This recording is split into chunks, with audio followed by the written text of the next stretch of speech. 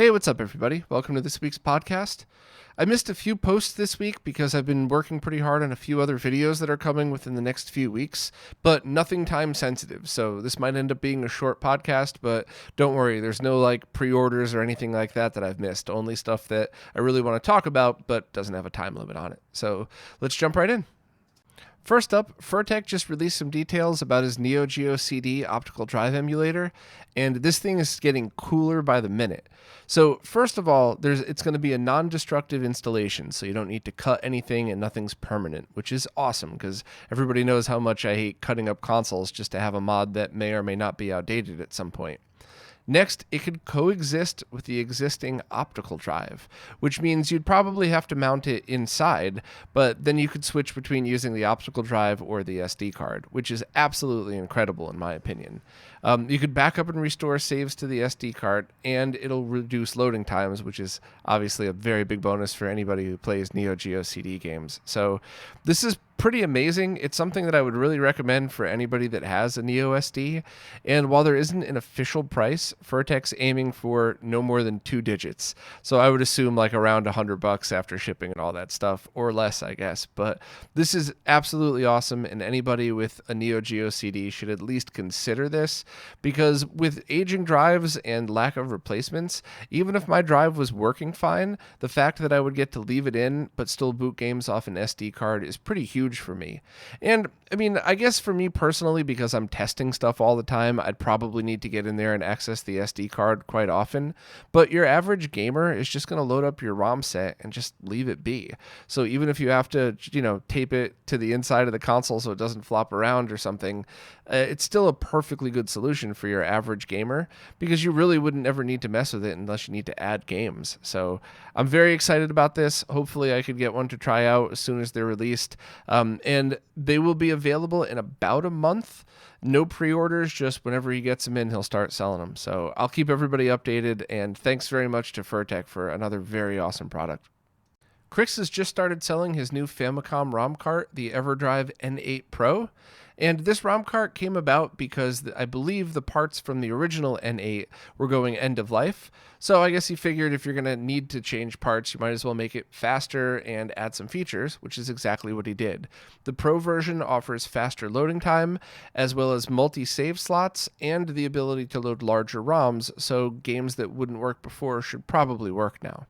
He's also working on tweaking the mappers, which would also be backported to the original N8s, which is pretty awesome. So I'm very excited to try this out. The Famicom version is available right now for purchase, and the NES version should be available in about a month. I didn't read that carefully enough when I bought it, so I bought the Famicom version thinking that the NES version was months away.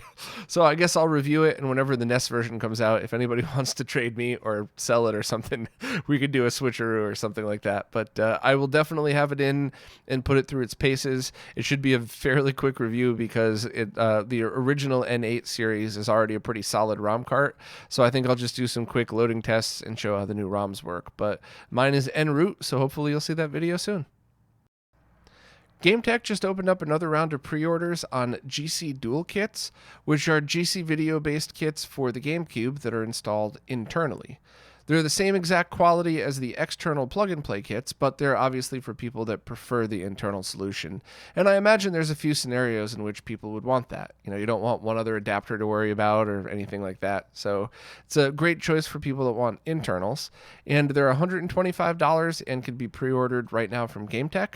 And these kits, with a small cut, will get you HDMI in the back of it, as well as add RGB or component video to the SNES-style multi-out. And I believe if you want if you want component, you either need an adapter or you need to make your own custom cable. I think most of us probably would just use RGB output at that point because there's other options for component, but still a pretty awesome thing to have. And so anybody that wants an internal one and was waiting for one of these, definitely check it out. Wrestling with Gaming just posted a new video about an arcade stick for the Super Nintendo that was designed by a defense contractor back in the 90s. As always, it was a very interesting documentary-style video. This one was on the shorter side, but still awesome. And while I recommend, if you're interested, people take a look, The one thing that I definitely wanted to point out that I thought would be relevant to all of us is how bad we had it in the 90s if you wanted an arcade experience at home. I mean, there were obviously some ports of arcade games that were amazingly well done, especially considering that it was much less powerful hardware at home. But I don't ever remember seeing a really good quality arcade stick or fight stick, whatever you want to call it, for home use. It always had buttons and a stick that was completely different than the versions in the arcade.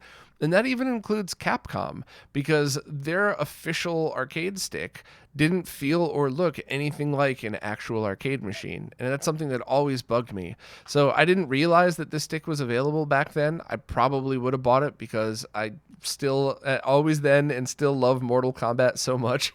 I definitely would have gone out of my way to buy a new stick just to play that game. And my friends in New York know that I pretty much did just that here. I kind of hunted down a very nice and expensive stick just so my Mortal Kombat experience would be a little more authentic and more accurate, I guess. So if you're interested in the video, definitely check it out. I certainly enjoyed it, but I also wanted to mention that neat little tidbit of the 90s and how there really weren't great choices for arcade style sticks at home.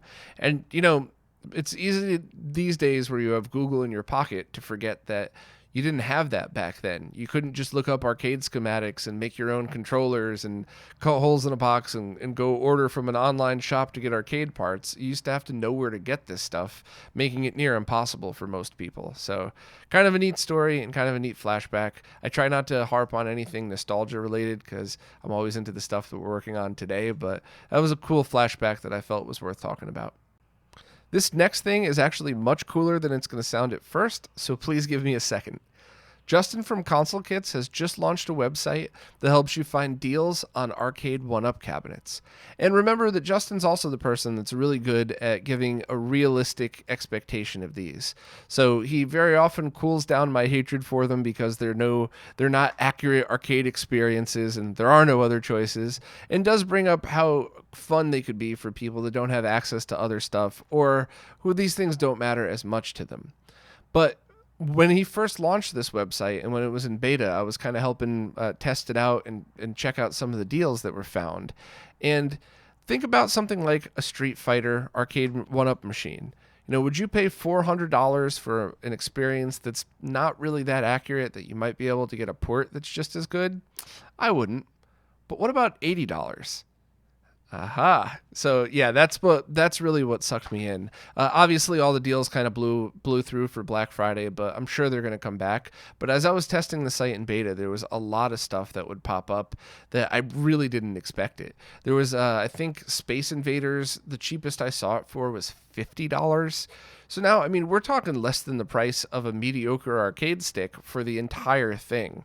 So now this completely changes the game. Now my hatred and that's not an accurate arcade experience goes to $50. Hell yeah, I'll pay $50 for it. So if you're into this stuff and you want some fun toys just to supplement your other collection, check out Justin's site and just check back every once in a while.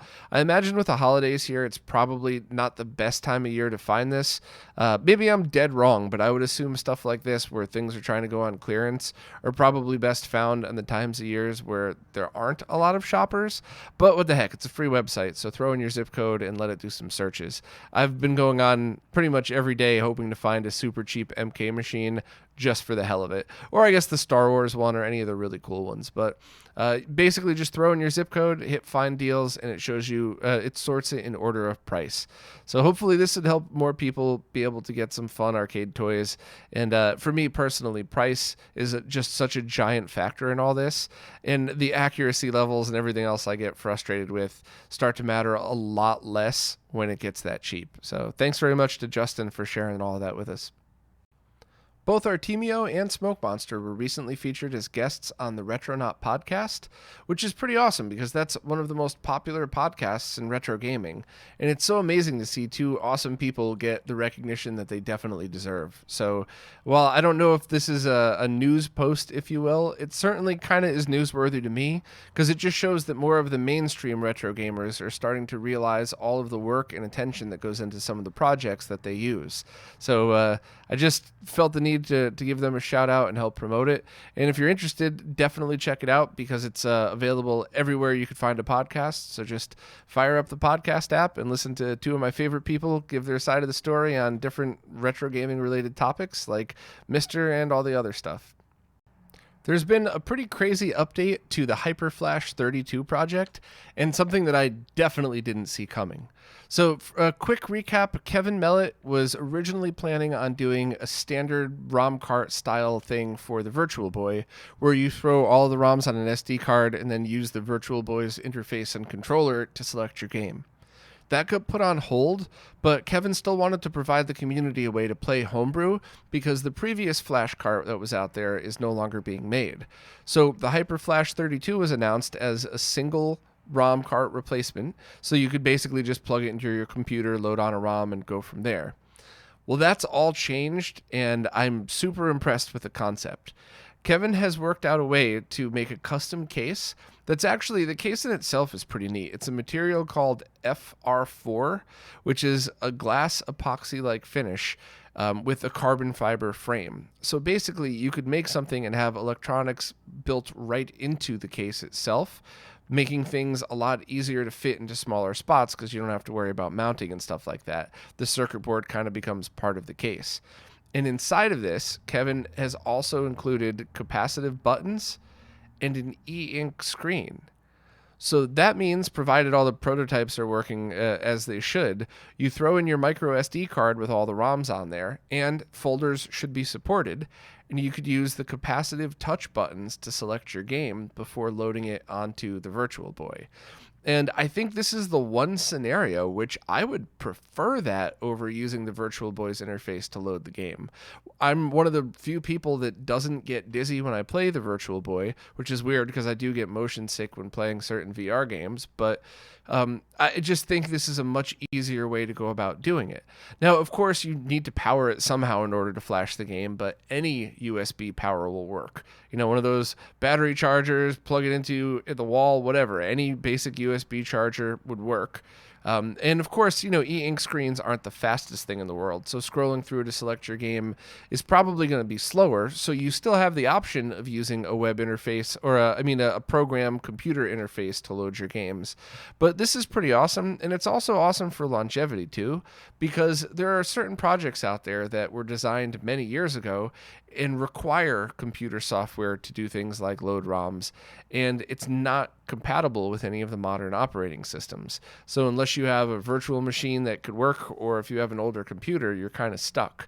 So for longevity purposes, if 20 years from now the PC software doesn't work anymore with whatever OS is there, and this thing's still working, you'll still be able to navigate with the buttons and just have the ROMs right off the micro SD card. So that's all of that is really awesome to me. He's also trying to get red and black e-ink screens working, which of course all Virtual Boy fans will want that. But there's some issues with that, and of course speed as well. The basic black and white ones are generally much faster than any of the color e-ink screens. So Kevin might end up going with that, or we might end up putting out a video and having people decide. But overall, I'm really excited, and I just...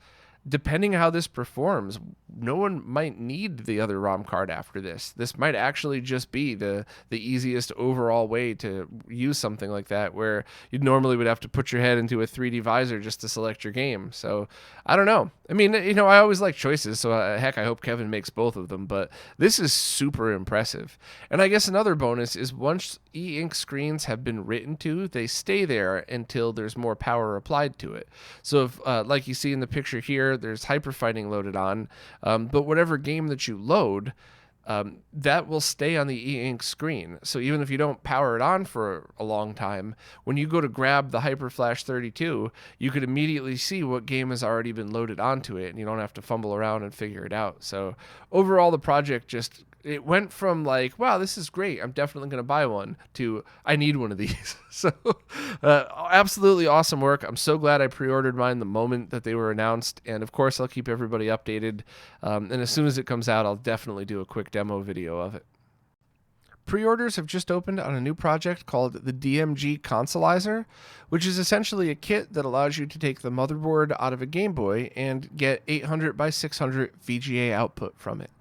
The kit comes in two forms. One is a $77 kit that's just all of the components needed to get the output. And the other one comes with a full case, which looks pretty cool, but not the controller port, which I think is a little strange. Maybe I'm missing something, but the $100 kit comes with the case, the board, and everything except, of course, the original Game Boy motherboard.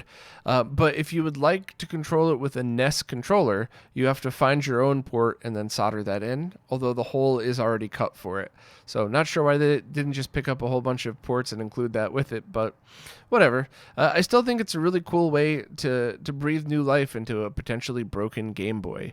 It offers a bunch of different color palettes, and the fact that it's VGA, I think it might work well with CRT monitors, and you don't have to worry about changing the refresh rate, although I'm kind of interested to see how it'll work on flat screens or through like VGA to HDMI converters. Overall, I mean, if you have a Game Boy that's got a broken screen, you'd probably have done or would want to do like a bivert backlight mod. But what if you got a Game Boy with a broken screen, a broken case, batteries leaked out and corroded the battery terminals? Now, you could either sell that for parts on eBay for a few dollars, or you could throw it into this. And depending on how you like to play your Game Boy games, this could be a pretty awesome way to do it. So as always, I love choices, and this is just yet another choice of how you could play your DMG games. Well, that's it for this week. As I said before, I still have a bunch of posts I need to write up, but nothing time sensitive. So while I would have liked to have gotten them done for this week, you're not missing any pre-orders or anything like that. So definitely stay tuned for next week. It should be a much longer episode with a lot more stuff to talk about. Hopefully I'll get my videos released too, and we'll see where it goes from there. But as always, thanks so much to everybody who watches, listens, participates in the comments, and of course, everybody who supports on any of the support platforms. Thanks so much, and I'll see you next week.